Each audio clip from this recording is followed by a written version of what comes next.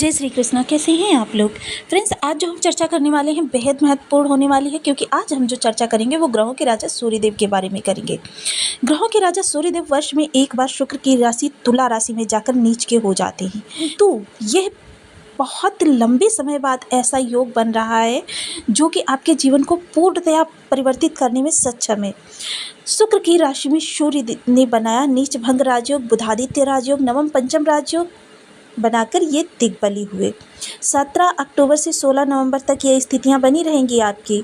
यह वो महत्वपूर्ण समय होगा जब मिट्टी भी, देखिए पुरानी कहावत तो ये है कि मिट्टी को जब हाथ लगा देंगे तो सोना बन जाएगी, किंतु जो ये सूर्य का गोचर है, इस गोचर के दौरान आपके लिए कहा जा सकता है कि यदि मिट्टी को भी आप हाथ लगा देंगे तो वो सोना नहीं बल्कि कोहिनूर हीरा में परिवर्तित हो जाएगी। तो कुछ ऐसा ही यह राजयोग बनने जा रहा है। देखिए, नीच के होने के बावजूद सूर्यदेव ने कितने सारे राजयोगों का निर्माण किया है। सबसे पहले देखिए, ज्योतिष की का सूत्र है कि जब भी कोई ग्रह नीच का हो, यदि वो शुभ ग्रह से दृष्ट हो जाए या उसकी शुभ ग्रह के साथ युति हो जाए तो वह अपना नीच भंग कर देता है। साथ ही दूसरा सूत्र ये है कि यदि जिस राशि में जाकर ग्रह नीच का हो रहा हो और वह राशिपति केंद्र भाव में आ जाए, आपके लिए नीच भंग हो जाता है।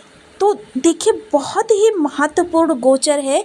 बुध देव जो आपके तुला राशि में बुध देव पहले से विद्यमान है, और बुध देव के विद्यमान होने के साथ जब सूर्य देव यहाँ पर जाएंगे तो बुध ग्रह जो कि शुभत्व की संज्ञा दी जाती है, जिन्हें गुरु के समकक्ष रखा जाता है, विष्णु जिनके आराध्य देव हैं, ऐसे बुध देव के साथ इनकी युति होनी जा रही है, यानी कि ये अपना नीच भंग राजयोग निर्मित करने जा रहे हैं।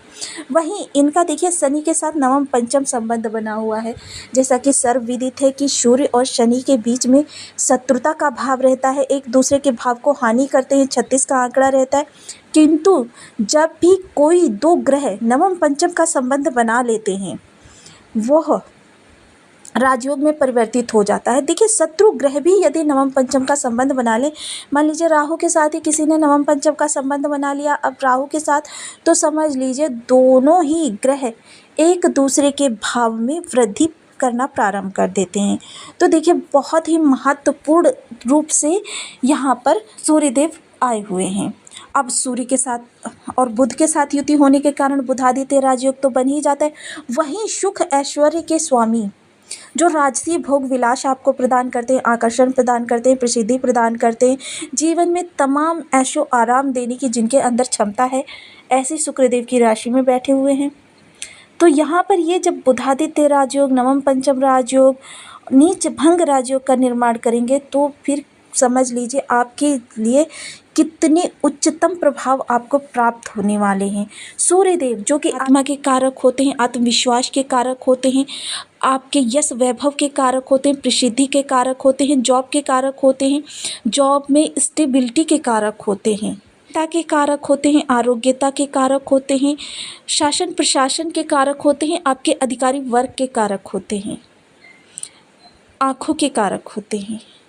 ऐसे कारकत्व के प्रधान ग्रहों के राजा सूर्यदेव जब इतने सारे राजयोग बनाकर बैठेंगे तो फिर क्या दुर्लभ है ऐसे व्यक्ति के लिए जो कि उसे प्राप्य ना हो। तो मेरा ये लिखना कि मिट्टी भी कोहिनूर का सोना नहीं हीरा बनेगी, तो ये गलत नहीं होगा। ऐसी इस समय देखिए, कोई भी ऐसा जातक नहीं होगा जिसको इनके उच्चतम प्रभाव ना प्राप्त हों। मेरा एक ही ध्येय रहता है कि मैं आपको सूत्र के साथ सारी चीज़ें बताने का प्रयास करूं, तंत्र के साथ सारी चीज़ें बताने का प्रयास करती हूं। तो बनी रही हमारे साथ इस वीडियो में। वीडियो बहुत ज्ञानवर्धक होने वाला है, आपको बहुत कुछ जानने के लिए मिलेगा। यदि आपके लग्न में 10 नंबर बना हुआ है तो ये राशिफल आपके लिए है। यदि कुंडली में कहीं भी चंद्रमा के साथ 10 नंबर बना हुआ है तो ये राशिफल आपके लिए। कुंडली ना होने की स्थिति में आप इसे नाम राशि से भी देख सकते हैं। यदि अभी तक आपने अपने इस चैनल को सब्सक्राइब नहीं किया है तो प्लीज़ सब्सक्राइब कर लीजिए, वीडियो को लाइक कर दीजिए, चैनल को शेयर कर दीजिए। इससे होगा क्या कि हमारे आने वाले हर वीडियो की नोटिफिकेशन मिल सकेगी आपको सबसे पहले। एक प्यारा सा कमेंट करना बिल्कुल ना भूलें, कमेंट से हमें बहुत मोटिवेशन मिलता है, हौसला मिलता है और ये पता चलता है आप और क्या जानना चाहते हैं। तो देखिए, सूर्य देव जो हैं अब भाग्य भाव में केतु के साथ विराजमान थे, किंतु 17 तारीख को ये आपकी कन्या राशि को छोड़कर शुक्र देव की राशि में विराजमान होने जा रहे हैं। अब शुक्र देव की राशि आपके कहाँ पर दसम भाव में पड़ती है? तुला राशि। तुला राशि जो आपके जीवन में देखिए लग्जरी को लाने का कार्य करती है, आपके भोग विलास को बढ़ाती है, समाज में प्रतिष्ठा मान सम्मान दिलाती है और आपके कर्म में भी महत्वपूर्ण स्थान इसका होता है। तो देखिए, बहुत ही विलक्षण योग बना हुआ है। बुध बुद्धि विवेक, तो इस समय बुद्धि विवेक के द्वारा आपके कर्म में विशेष परिवर्तन होंगे। आपके बुद्धि का, विवेक का, चातुर्य का कुछ ऐसा प्रभाव होगा कि वह इस समय आपको कुछ महत्वपूर्ण जिम्मेदारियां कार्य क्षेत्र पर दी जा सकती हैं।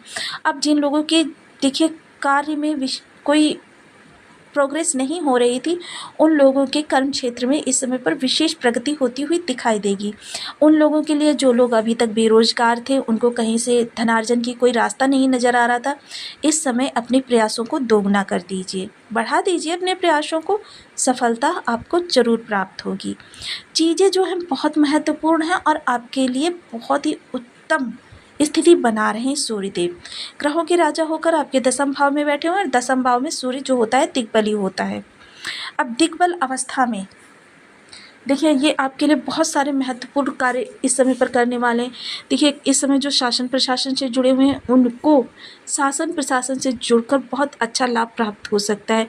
जिन लोगों की कोई डील आपको शासन प्रशासन से निकलवानी थी, वो नहीं हो पा रही थी, कोई कॉन्ट्रैक्ट लेना चाह रहे थे, नहीं हो पा रहा था, सरकारी जॉब के लिए प्रयास कर रहे थे, उसमें आपको थोड़ा सा संशय था, ये सारे कार्य आपके इस दौरान सिद्ध होंगे। ट्रांसफ़र प्रमोशन चाहते हैं, इनके लिए आप प्रयास कर सकते हैं, ये कार्य इस समय पर आपके सिद्ध होंगे। अधिकारी वर्ग आपसे रुष्ट रहता था, अधिकारी वर्ग आपकी सुनता नहीं था, आपके सहयोगियों की सुनता था, क्योंकि सहयोगी क्या है, आपके लिए बैक बाइटिंग का कार्य करते थे।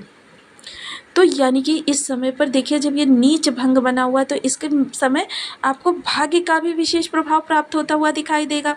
अधिकारी वर्ग इस समय आपके सपोर्ट में रहेगा और अधिकारी वर्ग के द्वारा ही आपको बहुत अच्छी उपलब्धि प्राप्त हो सकती है, अधिकारियों की आपको प्रशंसा प्राप्त हो सकती है। ये वो समय होगा जब एक जिम्मेदार व्यक्ति के तौर पर आप उभर कर अपने व्यक्तित्व को सामने रखेंगे। बहुत ही अच्छा गोचर निर्मित हुआ है। वहीं देखिए उन लोगों के लिए विशेष कहूँगी जो लोग किसी भी तरीके से इस समय पर क्या है कार्य तो बहुत कर रहे थे, किंतु क्या है उनके कार्य का क्रेडिट जो है उनके सहयोगी ले जा रहे थे। बहुत से लोग ऐसे होते हैं और मकर राशि के जातकों के लिए विशेषता मैं कहूँगी कि इनको क्या है चापलूसी करना नहीं आता, इनको अपने सिर्फ कर्म पर विश्वास होता है। तो ऐसे लोग क्या होता है कर्म करते हैं लेकिन क्रेडिट इनका सदैव दूसरे ही प्राप्त कर ले जाते हैं, जिसके फलस्वरूप इनको कोई अतिरिक्त लाभ नहीं मिल पाता है। इस दौरान क्या होगा देखिए, स्थितियाँ किसी भी तरीके से निर्मित हो, आपको आपके कार्य का क्रेडिट मिलेगा और क्रेडिट के उपरांत आपको उसका पारितोषिक भी प्राप्त होगा। तो पारितोषिक के रूप में आपका पद प्रमोशन भी हो सकता है, बोनस भी प्राप्त हो सकता है। तो स्थितियाँ जो हैं आपकी अकॉर्डिंग परिवर्तित होती हुई दिखाई देंगी। वहीं देखिए सूर्य हो या बुध, इन दोनों ही ग्रहों के पास सप्तम दृष्टि है। सप्तम दृष्टि जो है सीधे आपके सुख भाव को देखेगी। अब यहाँ पर सुख भाव के लिए कहें तो इस समय पर थोड़ा सा माता की तरफ से आपको दिक्कत आ सकती है कि माता की या तो स्वास्थ्य में कमी होगी, या माता से अलगाव की स्थिति उत्पन्न होगी, या माता से तनाव की स्थिति उत्पन्न होगी। ये परिस्थितियाँ कुछ ऐसी बनेंगी जो आपके लिए निगेटिव है। अन्यथा इस समय आपके घर के सुखों में वृद्धि होने वाली है। जो लोग भी इस समय देखिए ट्रांसफ़र मिल रहा है, प्रमोशन मिल रहा है, तो उनकी अलगाव की स्थिति समझ में आती है, या कार्य कारोबार के लिए आप दूर जा सकते हैं घर से। सुखों के लिए देखिए आप घर में अपने सौहार्द का वातावरण बना रहेगा। देखिए बुद्धिमत्ता इस समय आपकी बहुत ही प्रभावी है। एक तो राहु देव, देखिए राहु देव भी इस समय पर पूर्णतः शुभ हो चुके हैं। वहीं बुधदेव बुद्धि विवेक के द्वारा देखिए इस समय यदि घर में आपके किसी प्रकार की अनबन चल रही थी, वह अनबन दूर होगी। घर के लोग एक दूसरे के साथ बहुत ही सौहार्द से रहते हुए दिखाई देंगे। गृहिणी वर्ग की अगर बात करें तो गृहिणी वर्ग भी इस समय अपनी कलात्मकता का और अपनी सक्षमता का, कार्य कौशल का प्रदर्शन बहुत अच्छे से करेंगी। घर को अपने बहुत अच्छे से मैनेज करते हुए वो अपने नियमित जीवन में आगे बढ़ेंगी। कुछ साज सज्जा के लिए भी वो क्रिएटिविटी दिखा सकती हैं। घर में मांगलिक कार्यक्रम करवाना इस समय पर आपके लिए बहुत ही हितकारी रहेगा। अब मांगलिक कार्यक्रम के लिए मैंने देखिए आपको इस दौरान में कई वीडियोज़ में बता चुकी हूँ कि छोटी सी सत्यनारायण की कथा भी आपकी भाग्य को और बुलंद कर सकती है। तो ये चीज़ें जो हैं बहुत अच्छी हो रही हैं। इनका आप ज़्यादा से ज़्यादा लाभ इस दौरान उठाने का प्रयास करें। तो जो ये तिथियां मैंने बताई हैं 17 अक्टूबर से लेकर 16 नवंबर तक, इस दौरान आप सूर्य के इस गोचर का जितना ज़्यादा लाभ उठा सकते हैं तो देखिए एक चीज़ मैं कहना चाहूँगी कि यदि ग्रह आपके बर्थ चार्ट में, जो जन्म के समय हमारा एक बर्थ चार्ट निर्मित होता है, तो उसकी में यदि आपका ग्रह किसी भी तरीके से विषम परिस्थिति में बैठा हुआ है, ग्रहों के उच्च प्रभाव प्राप्त करने के लिए, ज़्यादा से ज़्यादा लाभ प्राप्त करने के लिए ग्रह का हमारे बर्थ चार्ट में, यानी जो हमारे जन्म के समय एक ऑरा निर्मित हो चुका है, उसके अंदर जो उस ग्रह की तरंगे हैं, उन तरंगों का देखिए अगर उच्च नहीं तो कम से कम सामान्य तो होनी ही चाहिए, तभी हम इनके प्रभाव अच्छे प्राप्त कर सकते हैं। यदि ग्रह किसी प्रकार भी हमारे लिए अरिष्टकारी होकर बैठा हुआ है, यानी भाव बल से कमज़ोर है, राशि बल से कमज़ोर है, षड बल से कमज़ोर है, शत्रु राशि में बैठा हुआ है, शत्रु राशि के नक्षत्र में बैठा हुआ है, शत्रु ग्रह के साथ बैठा है, शत्रु ग्रह से दृष्ट है, नवमांश में कमज़ोर है, दशमांश में कमज़ोर है, अंश बल से कमज़ोर है, डिग्री वाइज कमज़ोर है, किसी भी तरीके से ग्रह कमज़ोर है, तो ज्योतिष के मर्मज्ञों ने इसके लिए हमें कुछ विशेष उपाय बताए हैं। देखिए ज्योतिष इस बात का पूर्णतया खंडन करता है कि किसी योग को हम अपने बर्थ चार्ट में बना सकते हैं, किंतु ज्योतिष इस चीज़ का पूर्णतः समर्थन करता है कि किसी ग्रह के प्रभावों में हम परिवर्तन कर सकते हैं, यानी शुभ प्रभावों को बढ़ा सकते हैं, अशुभ प्रभावों को कम कर सकते हैं। तो इसके लिए आज हम सूर्य की चर्चा कर रहे हैं। तो सूर्य के लिए सबसे पहले ओम गृणी सूर्याय नमः इस बीज मंत्र का आप 1 माला, 2 माला, 5 माला, 7 माला, 11 माला का जप निरंतर करना प्रारंभ करें। इसके लिए देखिए मैं एक चीज़ और यहाँ पर कहना चाहूँगी कि कोई भी ग्रह हो, उसके उपाय आपको थोड़े समय में प्रभाव नहीं देते हैं, निरंतर प्रयास करना होता है, लंबे समय तक हमें इनके उपाय करने होते हैं। प्रातः समय पर सुबह जल्दी उठें, उठकर नहा कर सूर्यदेव को अर्घ प्रदान करें। अर्घ के भी कई प्रकार होते हैं, घृत से अर्घ दिया जाता है, दुग्ध से अर्घ दिया जाता है, जल से अर्घ दे सकते हैं। जल से जब भी अर्घ दें, यदि आपको धन के लिए अर्घ देना है, हल्दी डालकर सूर्यदेव को 12 बार ओम गृणी सूर्याय नमः या 5 नाम लेकर आप सूर्यदेव को अर्घ प्रदान करें। घृत से अर्घ देना चाहते हैं, घृत से अर्घ देना देखिए सुख संपन्नता, कार्य क्षेत्र, बेरोजगारी, मान सम्मान में वृद्धि हर दृष्टि से उत्तम है। तो घृत से अर्घ देना चाहते हैं तो एक छोटा सा तांबे का पात्र ले लीजिए, ज़्यादा बड़ा नहीं लीजिए, सामने एक थाली रख लीजिए और घृत का अर्घ दीजिए जो कि उस थाली में ही गिरे। उस थाली के घृत को आप अपने खाने में यूज़ कर सकते हैं। इस प्रकार से आप घृत का अर्घ दे सकते हैं। ऐसा नहीं कि उसमें जल भर लिया, 1 बूंद 2 बूंद घृत डाल लिया, अर्घ दे दिया। ऐसा करने से आपको सूर्यदेव के उच्चतम प्रभाव नहीं प्राप्त होंगे।